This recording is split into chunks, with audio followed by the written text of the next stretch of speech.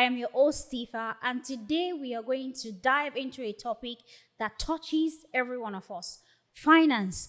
We are not just looking at money in general, but we are looking at it in form of stewardship. And today we have with us Rimike. Rimike, welcome to As the Spirit Leads. Thank you. I'm excited to be here. Thank and you talk for about joining money. us. Rimike is a senior business analyst and a finance content creator. We are so happy to have you on the show with us. Thank you for having me. I'm excited about the conversation today. Okay. Especially when it comes to like money, like being a Christian. Yeah. It's very, very interesting. I'm really looking forward to our conversation. And yeah, you know what? Let's just dive into it. Let's look at the big picture. When we talk about stewardship, what does it mean in the context of faith and finance? Okay, then. So stewardship, like from the word stewardship, just means that you've been given a responsibility with something. Yes. And so when it comes to money, that means being a good steward of your money. You have been given a responsibility over this money that's given to you. Yes. And the money is from God, which is all of those things from God. But then, so God has given me this thing that, okay, this money, use it properly. Faith is like being able to take responsibility of that money, using it to do the work of God, and also using it for yourself. So making the right choices and right decisions. You can't just be wasting the money anyhow. Right. Like you have to have the tools, know what you need to know how to make the best use of that money. Wow. Thank you so much for that.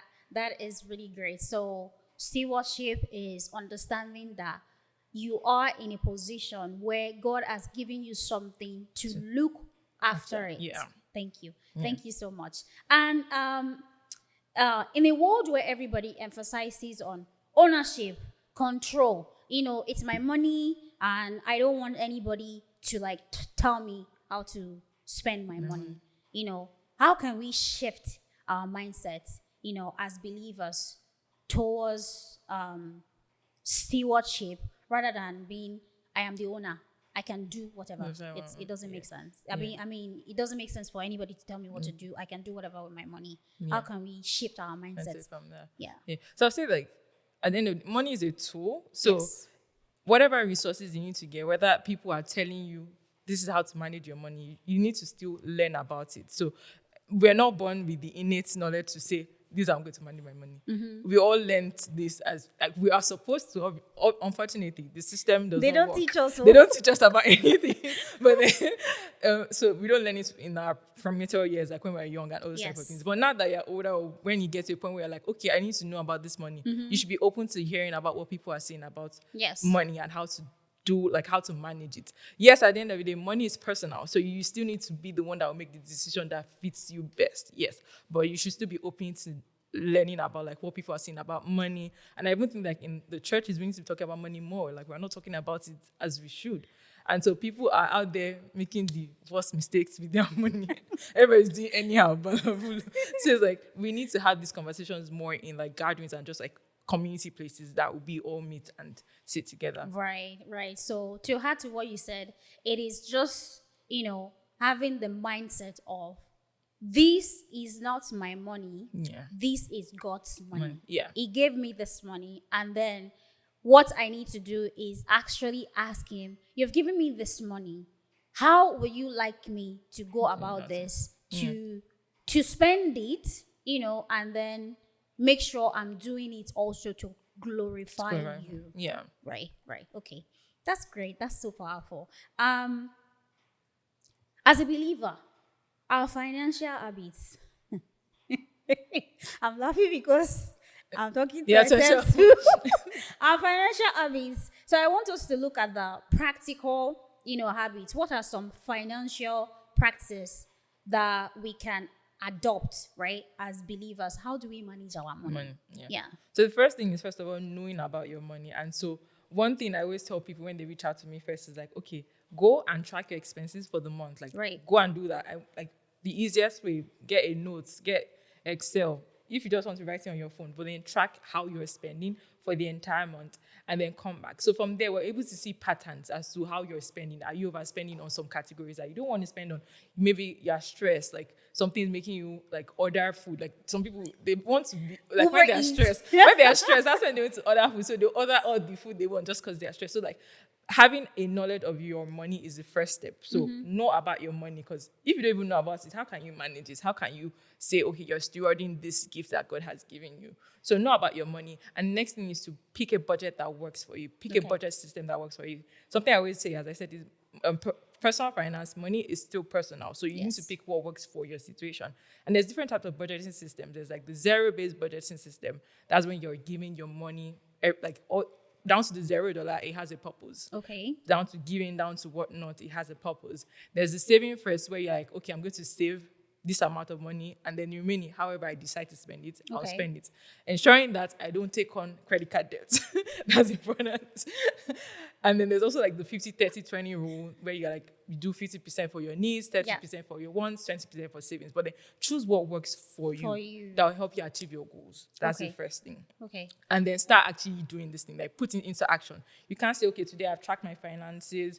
I know what I'm spending monthly and whatnot, and I have a budget system. But you actually have to now start working with that budget. Like, okay, do I need to save this amount monthly? This is how much I want to save monthly. This is how much I want to save for giving. This is how much I want to save for tithe. This is how much I want to save to. There's black tax there, especially as black people. Hey. So there's like, you have to really put it down and actually start implementing these things. Because especially when it comes to saving, I always say is like a muscle that you're trying to improve. You have to be saving and continue saving. If not, you just forget it. And so when you start that habit and you're constantly saving regularly, it makes it easy for you to get used to saving. Okay. And also because like, especially when it comes to saving, you need to start learning how to save in little. Because if you cannot save in little, when you have plenty, it will still not be enough. We're human beings. Like our appetites will always enlarge with what we have. So start learning how to save when you even have little, and then gradually, even as you build up, you get more income, you're building wealth, you still continue to save there. Yeah. Those are great points. It's interesting that you mentioned saving for how do I put it? Giving, which is like generosity. I was going to ask you, like, but what about generosity? How can we as believer, balance being financially responsible with our giving? And it's funny, it's interesting that you mentioned it, because I remember, like, we have a couple of teaching that our lead pastor taught us in regards to money. We talk about money, but like you said, maybe it's not enough in like churches.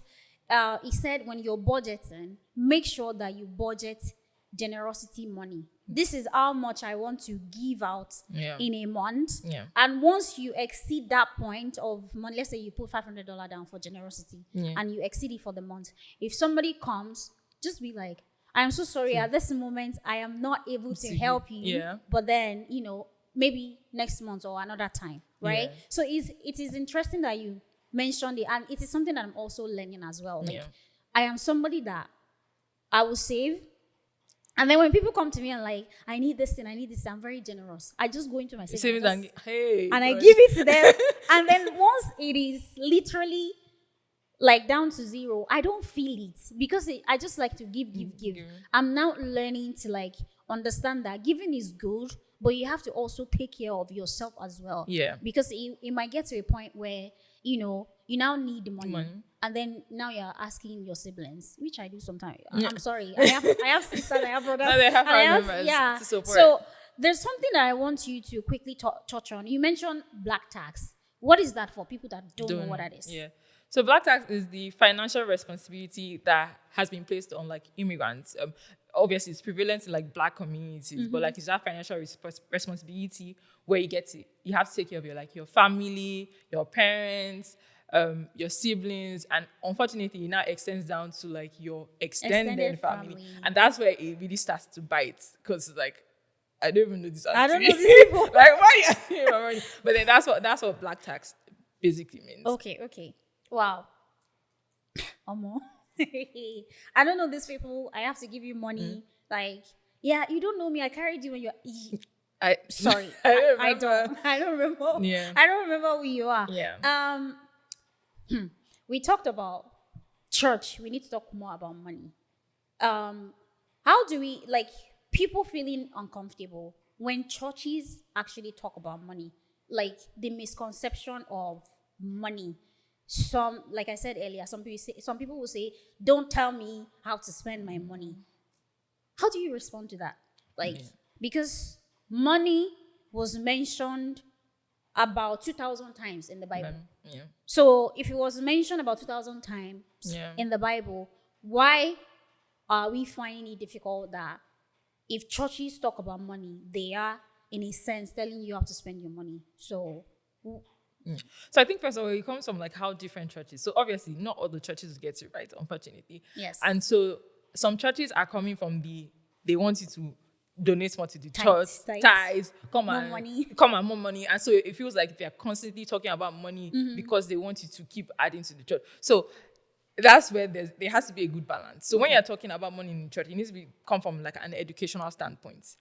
Helping people, like how do you manage your money? Talk about giving, because at the end of the day, it's still a principle in the Bible. Giving tithes, giving to the work of God, it's important. But like, it's the approach that you go about it. So I think first of all, churches need to get it right in how they are talking about money. Don't just be coming and be saying prosperity, like because you want every Sunday come and drop. There's always ministry of God is always moving, yes, but why is it every song? There's always one. There's always something that's happening in the church. There's always something new. Exactly. That you have to just be. So it's like there needs to be a balanced approach, and then the educational piece where it's just like you're teaching people how to just be good stewards. Are you saving? Are you investing? People need to start talking about that more in church. Investing is something that everybody should be doing, but we're not talking about this a lot. So that's the first mindset. Like that's the first thing I'll say. But then I think be as individuals, like believers, everybody should be open to learning from whatever opportunities that come your way. Yes. And because they're talking to you about money, especially if it's from an educational standpoint, it's not saying that you must do this. Like, they're not telling you what to do your money. At the end of the day, you know what, like, I don't know earning the money. They don't know the bank balance. Do you understand? So whatever you want to do your money with, you can do it. Nobody's going to hold you to it. But it's just that if the churches come from the right approach, people are be able to receive it better. Okay. Basically. Okay. You know, when you mentioned that you're the one that knows how much goes into your bank account, something just popped in my head. It's like, I mean, like, nobody knows how much I'm earning, so my 10% might not be my 10%. Oops, for sure. And easy and God, they had that discussion. but then you have to, like, because some people will even give more than 10%. Yes. Like, I know there was a time in my life where I was like, okay, God, like, for my main salary, I'm going to be giving 10%, but all the other side things, I want to be giving 15%. And I did that until I was like, God, I need to change this back to let me. Then, but I had that conversation. I was like, okay, God, I'm really trusting and believing you for this season. I want to do 50% for every other additional thing. And so you have to have that conversation with God. And because also some people don't believe in tithes. So it also comes to like your personal relationship with God, your conviction, and just like following that path, what God has told you to do, basically. Yeah. The big one, wealth. I want to be rich. I want to be like Dangote. I want to be like Madame Ibukun Awoshika and all that kind of thing. Is it okay for Christian to desire wealth? Yes, wealth is not a bad thing. I don't know. Wealth is not a bad thing. Like, at the end of the day, money is a tool. And wealth is like building wealth, having money is going to help with even like pushing the work of God. All the big things that people are doing, is money that is funding it. Hallelujah challenge. Do you people think is beans that they're using to do everything? It's money. So as believers, you should desire wealth. The problem now comes when you start to love money versus looking at money as a tool. Because at the end of the day, it is a tool. It's not for you. Like, it's not for you. So having that mindset where it's like, this is a tool. This is going to help push the kingdom forward, push your goals, your financial goals forward. How you want to build a legacy. Because at the end of the day, the more money you have, the more money you are able to help people. Like, it's easier for you to be able to give all those people, your family members, and not feel a type of burden.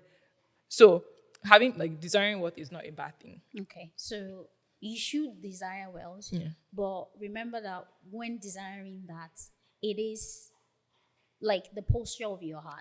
Are you getting the money because I want to buy, I don't know, the most expensive car right now. I want to buy the most expensive cars. I want to own the biggest house. But it's more like, I have this money what can I do with it Yeah. to push the gospel, forward and yeah. all that. So, which is also going to lead us to like, there is nothing wrong in actually becoming a kingdom financier. Yeah. Right? We see a lot of lesson in Proverbs Yeah. teaching us how to like save, Save. spend our money and do things Yeah. with the money that God has given us. Yeah. I think Ecclesiastes 11 like literally teaches us about Investing. investment. Yeah. Woo!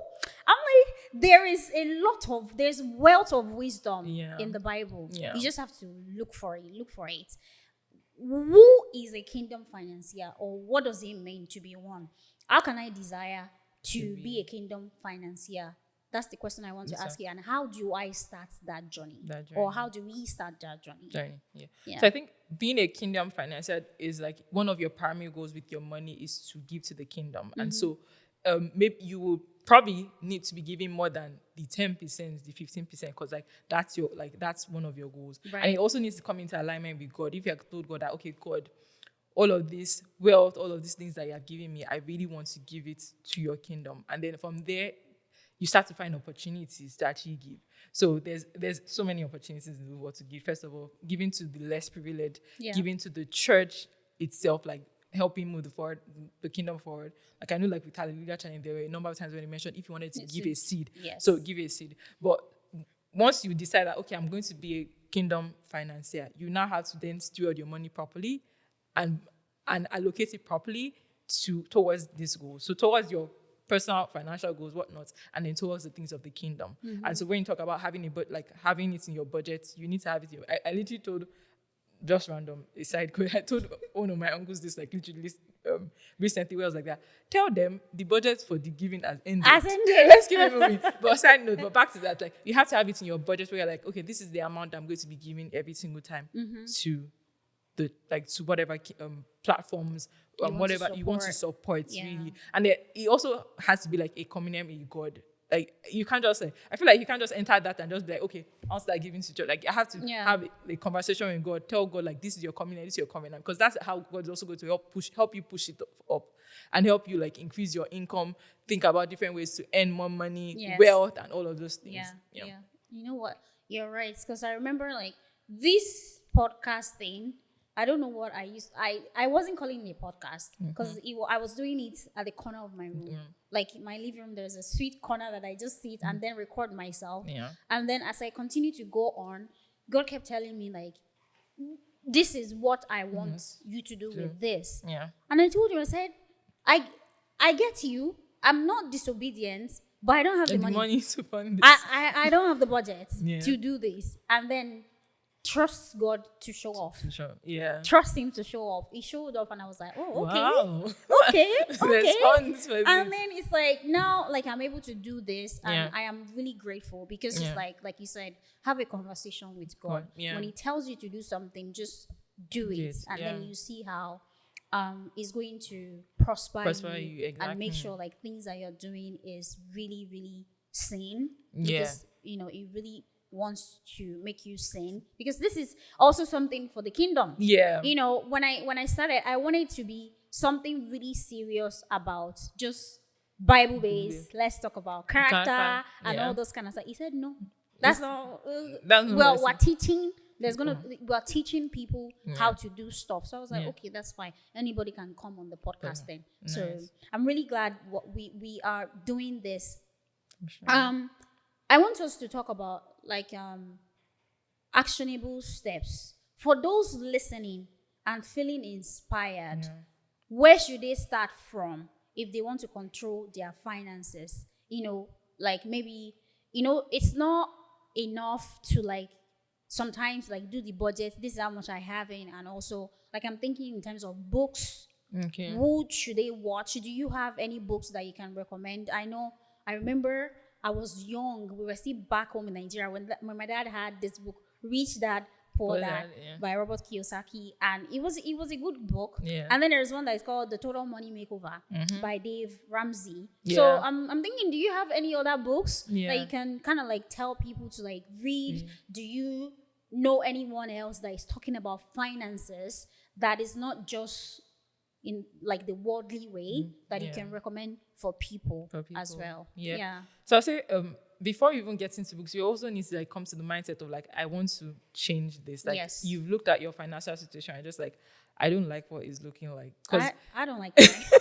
so you have to go into the mindset where I'm just like, this needs to change. And so from there, you now start to get resources. So in terms of book, another book I recommend is like The Richest Man in Babylon. So that one, I won't say maybe it's like biblical, but like they use parables and things in Babylon, like in the Bible Yeah, times, basically. yes. So it's a very like interesting book to read about like saving, how to save, debts, investing, and it's a very short book. I won't say it's a big book. Okay. So that's a good book to start with, The Richest Man in Babylon. Another one is The Psychology of Money, and I think The Psychology of Money is a really good one because it helps you understand the concept of money and how like just this, like as the name, the psychology, like how to deal with money, like and looking at money from a lens of more of a tool. Because I feel like that's one thing that people struggle with, looking at money as a tool, and also like aligning it with your values, aligning how you're spending your money, like intentional spending, all type of things Yes. with your values. Because something that was very like, prime from that book was that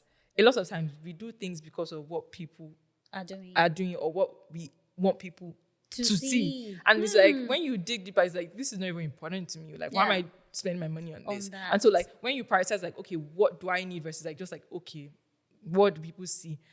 It makes a difference in how you are intentional about how your money is going to. And then that's why you can put more money towards like giving versus like putting money towards buying something that doesn't really add anything. You're spending a lot of money on cheating. So Stop like, it. There's that. Another person I would say, in terms of like from the biblical sense, I'll say Anthony O'Neill. It also, even though Dave Ramsey has a lot of controversy, I'm going to say some things I don't agree with him. Okay. Some things are definitely from the biblical sense, but there's some things that is a little like times have changed. So it's like when you listen to all these people as well, You pick exactly. That's what you resonates what with you resonates and leave with the- and leave the leave rest. yes. So Anthony O'Neill is a black guy too in the US, and I think he also worked with Dave Ramsey. But his approach is a little different. They're pretty similar, but I think he also comes from the like specific like biblical lens. Okay. In terms of the Canadian lens, I won't say like I've seen anybody that's like, I just feel like people that are talking about money. I won't, You're getting on that level. no. Eh? No. So, You're gonna get on that level, please. yeah, no, Well, but, money, okay. we are going to don't- manifest it and pray it out. we used to talk about it. Yeah. No, I actually talk about money with God. Yeah. I know I've done a video about like, okay, why should you be stewards of money? Like I've done a video on Oh, that. I did not see that. It was probably like last year. It was Okay. early in this. So I've done videos on that and just like even like giving tithes and Yes. things like that. So definitely need to do more of that. But so follow me. Yes, please follow Remike. Yeah. Please, what's your Instagram handle before we Oh, forget okay. it? Remike Lala on Remike Instagram. Lala. And my brand is what Savvy Gen Z. You can search me. You see Yeah, my they are website. very and Gen all. Z. I'm very Gen Z. Please, Stephen. Oh my god. But there's that. And then just read more books and just follow other people, basically. Yeah. Okay. Yeah. It reminds me of like King Solomon. King Solomon. That man had. I think he's the richest man in the Bible. Yeah. Whew! He had so much money, Yeah. and he was so stupid. Yeah, it was. But yeah, so we should just try not to be like King Solomon and just make sure that we are stewarding our money in a way that is, dear to us, in a way that makes sense to us. Like you said, you are not making this money to impress people Yeah. outside. Like if you have to impress anybody, impress God, but you don't even like need to you don't need to impress do him. anything. Like it's not by your Yeah, works. it's not by your works. You don't Yeah. need to impress him. Yeah. He's the one that gave you this thing, and then he's also the one that can help you and guide you towards, achieving better with the little resources that you have. Yeah. There is this analogy that is in the Bible that our lead pastor used, like the ant. They know how to save. Yeah. He said, learn from them. Yeah. Learn from them. You're gonna find it in Proverbs. I think I mentioned it Some earlier. and Proverbs have a lot of good teachings when it comes to money. Yeah. There's a lot of good. So he said we should learn from them. The way they like gather their resources and keep it for like rainy days. Yes. It's good to learn from. Just read your Bible. Yeah. Like I said, a lot of wealth of knowledge is in the Bible. please, I'm going to ask you for something, and I'm hoping that you can share it with us. I know that you are, like you said, you have a business, wealth savvy Gen Z. And what are the things that you do with that? Just so our listener can know. So a lot of I have a blog that I talk about like money, like write about like things that has to do with money, but specifically like I'm sharing a lot of like things about financial literacy through my Instagram, my TikTok, and through the blog.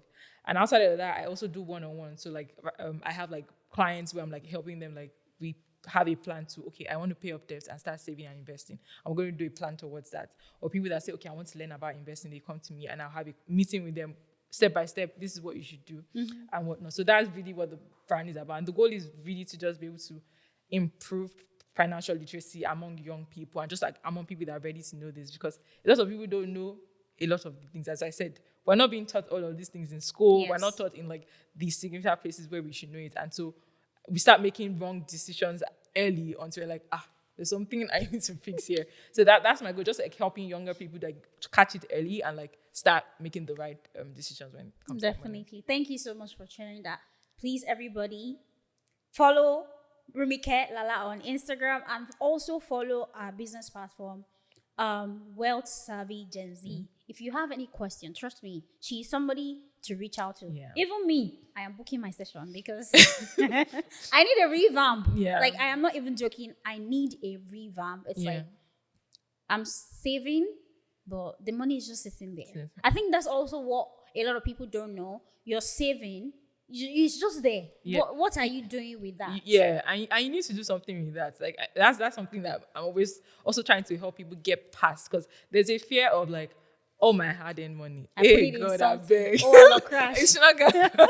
So like, but then the thing is, you can't keep, if you keep holding this, you're losing out more. Because like even like from the Bible, parable of the talent, the person that helped, he did not grow anything, and the master said, "Oh, I gave this and this." Did not do anything. Exactly. So even from that landscape, it's like the money that you have been given, you can invest in less risk. Like you obviously we still have risk. You don't want to lose your money, but there's ways for you to be able to invest your money and still get a lot of returns from it. Or you just need to understand how the market works and also understand that it's long term. And so that's another thing also. A lot of us we want fast money. You want to cash out now, and that's how it works. Slow and steady. It's giving Yahoo, but we're not doing Yahoo. Exactly. So you need to be slow and steady, little by little. It's going to build up, and so being able to be patient through that journey, even when the markets may be seeing what, and be patient through that journey will help you really like build the wealth and get a lot of returns from it in the future. So everybody should be investing. So start investing. She just called me out. But okay. Like I said, I'm actually going to come to you because I need a revamp. Like, I'm getting to the point where I told myself at a point, I said I wanted to retire at 45, 55. I'm joking. It's not giving like it's not giving anything. So it's like I'm like, you know what? I need to talk to Rumike so that we can have a plan and just talk about it. And I'm looking forward to that as well. Honestly, it's been great.